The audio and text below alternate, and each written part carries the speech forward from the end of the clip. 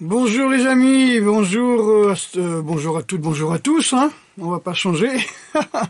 Donc, je fais une toute petite vidéo de quelques minutes, je vérifie le compteur, pour vous annoncer et pour vous expliquer que je vais faire un stage. Alors, c'est pas la peine que je cherche mon affiche, je vais inclure les affiches sur la vidéo. Donc, je vais faire un stage, comme vous le savez, 20-21 avril, je vérifie, 20-21 avril, sur ce que j'ai appelé les projections. Alors évidemment, c'est pas forcément les projections comme on voit en judo, c'est pas forcément les projections de lutte, c'est les projections dans un contexte non pas sportif, un contexte de défense. Alors dans les projections, il y a plein de choses. Il y a la projection, effectivement, où on va, quand on est bloqué, poussé au sol, etc., s'en servir pour projeter. Je ne vais pas en dire plus, mais enfin, utiliser la force de la personne. Vous avez l'histoire de la foule qui vous pousse.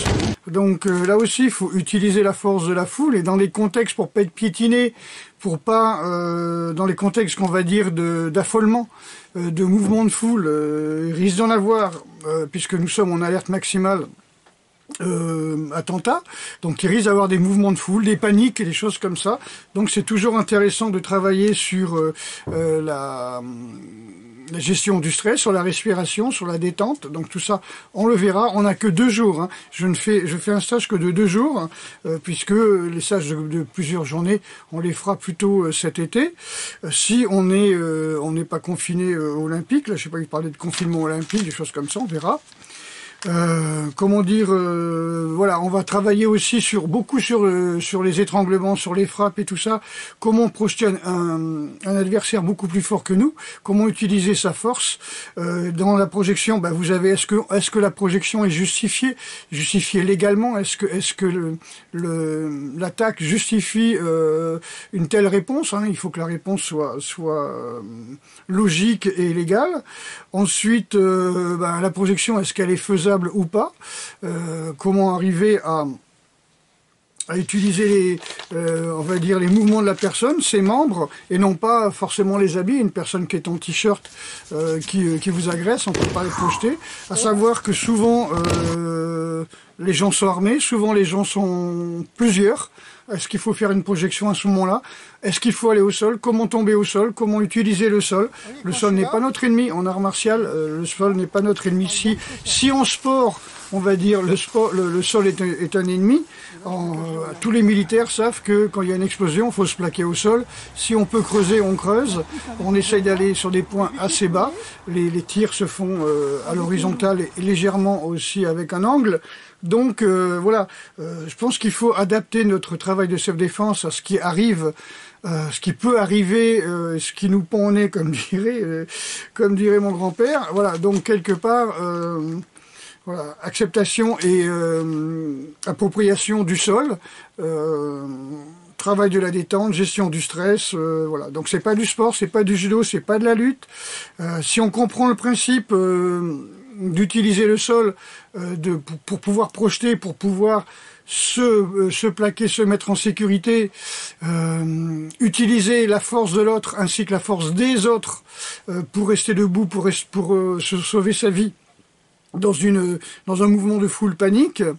Eh ben on n'a plus besoin vraiment d'apprendre des techniques de combat.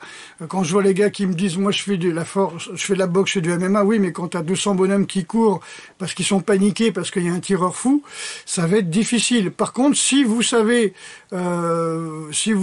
tomber au sol, si une foule vous pousse et vous profitez de la poussée pour projeter la personne qui n'est pas votre ennemi, mais qui vous pousse et qui vous gêne dans votre fuite, dans votre mise à l'abri, si vous voulez.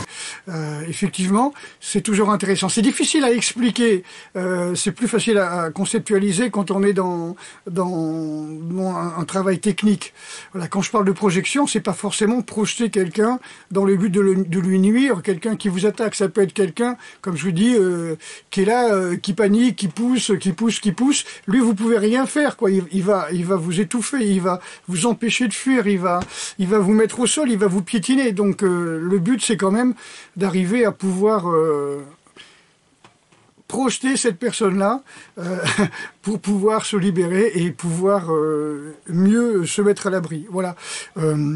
Toujours penser que quand quand il y a un danger dans une foule, où il y a un danger qu'il y a une personne, il peut y avoir des armes. C'est-à-dire que dans une foule de 10-15 personnes, il peut se cacher des gens qui ont des armes. Tous ceux qui font les formations de prévention au terrorisme le savent. Que les terroristes peuvent se cacher dans la foule. Donc, mais pas forcément avec des armes à feu. Donc ça peut être quelqu'un qui se met dans la foule, qui fuit et qui donne des coups de couteau comme ça, discrètement, ou des coups de machette, et que cette personne-là, les gens vont pas la maîtriser, vont pas chercher à la maîtriser, puisqu'ils vont chercher à fuir. Sauf que les gens se piétinent, se bloquent, et à ce moment-là deviennent des cibles. Voilà. Je peux pas vous expliquer plus en avant.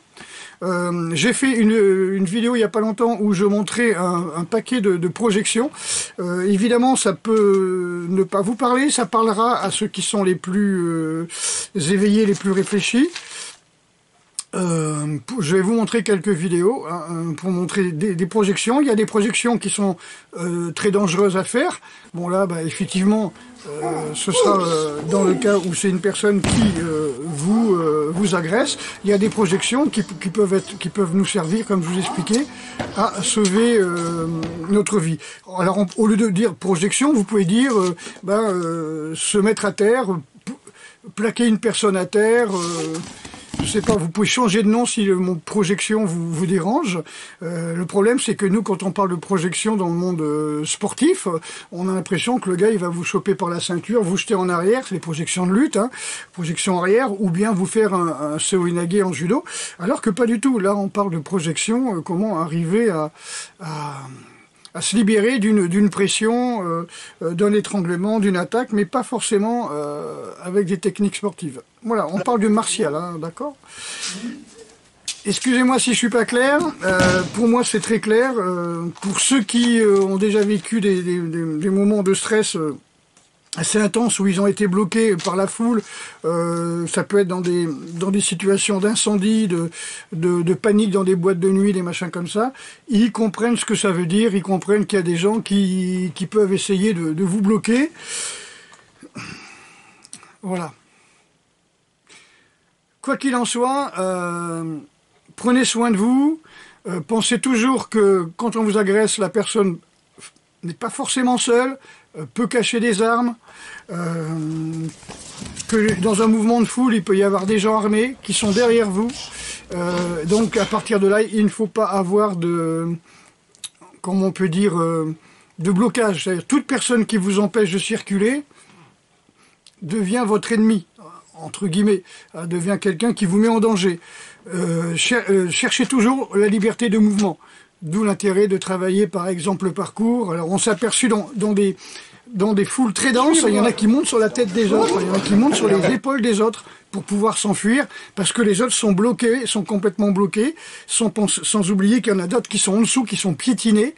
Donc, c'est pour éviter tous ces mouvements d'ultra stress, des mouvements de foule et tout ça, à savoir arriver à se faufiler, aller au sol, à se relever, à faire tomber les gens qui vous gênent dans vos mouvements, voilà, dans votre mise en sécurité.